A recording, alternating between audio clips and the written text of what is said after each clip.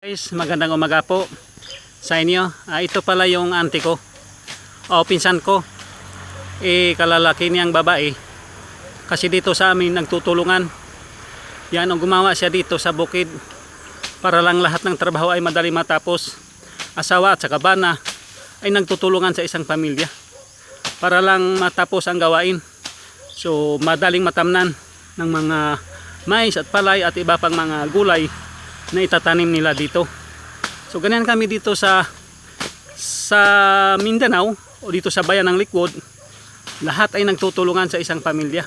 Babae ka man o malalaki ay nagtutulungan para madali matapos yung gawain. So ito na po, pinsan ko nagtatrabaho yan dito. Kinukunan ko ng video para may share ko naman sa iba. Babae po yan. So kaya niya magtrabaho dito sa bukid.